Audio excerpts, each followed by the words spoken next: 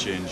Supporters weren't getting a fair whack and we're paying the money to get in. I think all the teams who were there, eh? All were there. They didn't care, did they? Way to Coventry and everything. Get them back to sell every good player they get. That's why. Chase them away. May go up tomorrow to watch Celtic and Rangers. Now, the only one that let us down, frankly, and I didn't think was objective reporting, was Granada. But I thought it was just sensational journalism. Well, I sat and looked at it and saw this ring round 166. I was like, God, what the hell are they trying to do? All I would have liked is that he hadn't cut out the side or the part that showed us in a more favourable light. I mean, I didn't think it was objective reporting at all. I thought that just it was anything for a headline. No. Yes, No, but I mean, the information was we'd got somebody who had expressed an interest, and that's as much as there is at the moment. Why didn't Liverpool and Everton come over? Leeds United offered, didn't they? You were saying like of being in the shadow of Liverpool, but you look at Watford.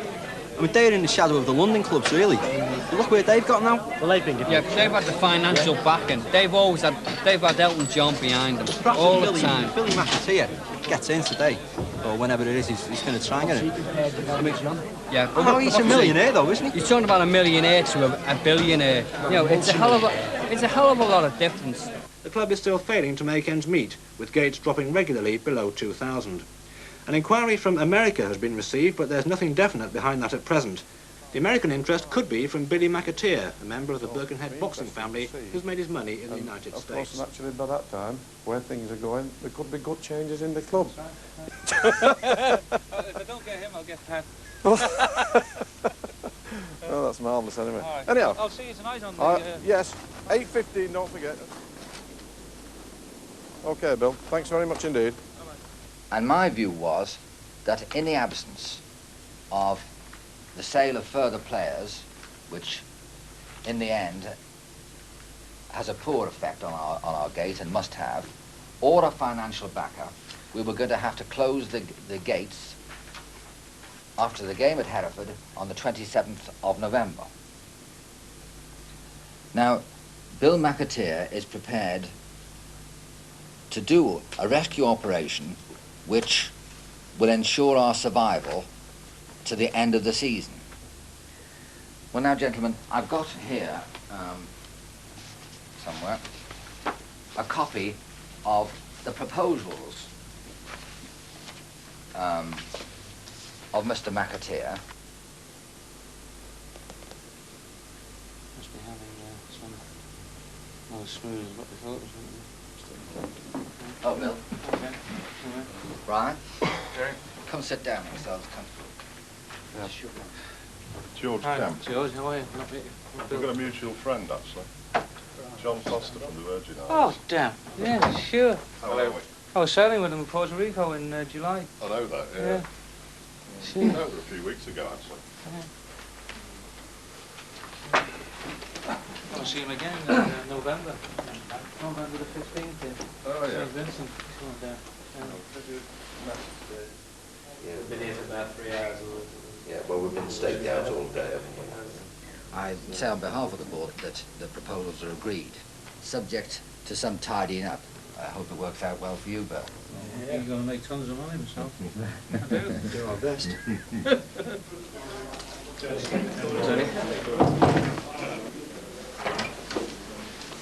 Gentlemen, a short statement.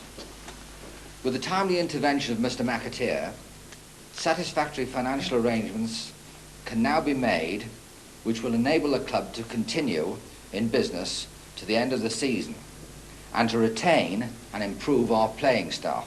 It would have been particularly sad if we'd had to fold in our centenary year. So I'm personally absolutely delighted. Do you think the club will be able to adopt a different approach with regards the keeping of players and perhaps expansion? Well, that's it. We are now actively looking for new players.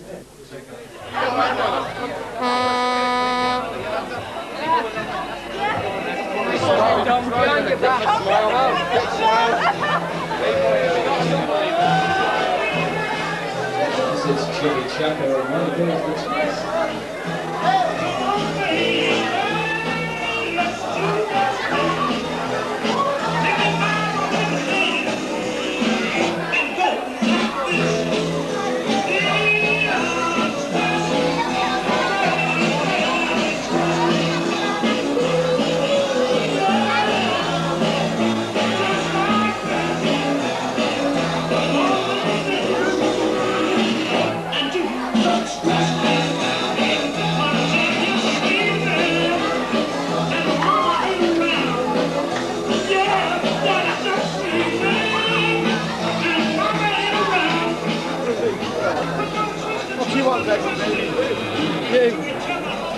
Get away from me. That's my first prize with raffle is. What's the first prize? Tranmere Rovers.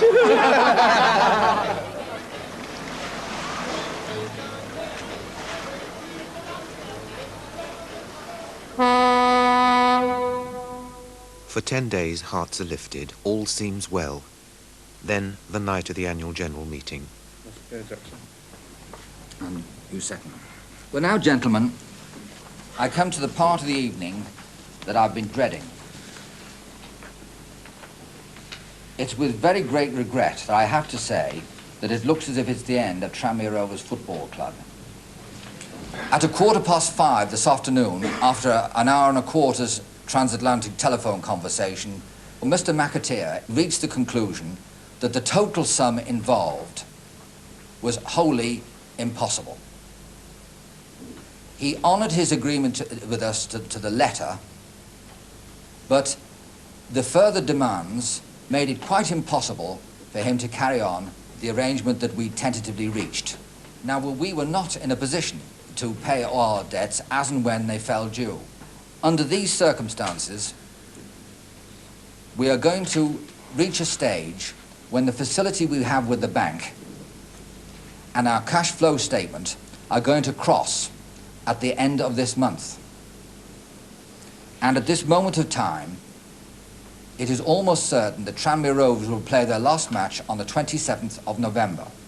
Now, if there's anything that anybody would like to know further, I would be glad to tell them. This, I must say, is a very, very sad evening, because it was 30-odd years ago that my father called a public meeting to save this club all those years ago. And, as I say, it is a very sad evening. Well, I've no doubt that this meeting will get a great deal of publicity, but we need a very great deal of money. I don't know if you saw the programme on Granada recently, but if anything was calculated to put a would-be purchaser off, it was that programme, where they put all the bad things in and missed all the good things out. They missed out the fact that we had reduced the overdraft from £300,000 to 70. They missed out that we had reduced the trading loss from 100,000 to 1,000. It's not an easy matter, but of course, if anything, we'd be glad of.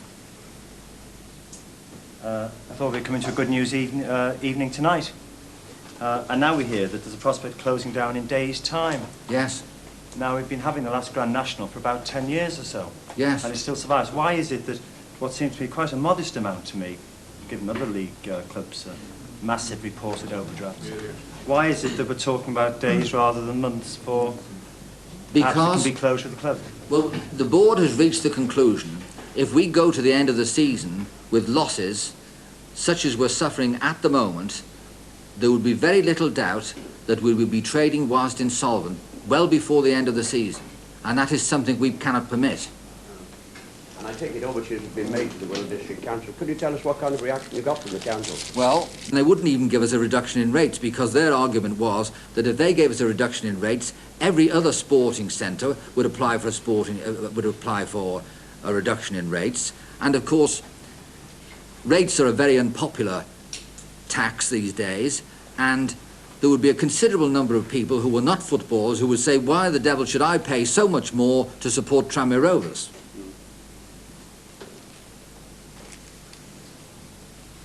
But I think if I may add what the chairman has been saying, what we really need is 4,000 people through the gate. Simple as that. Could somebody here, one of the shareholders here, not call a public meeting again and perhaps put all these things to that meeting? This is beyond our power to do, but if somebody else wants to do it, we would be delighted.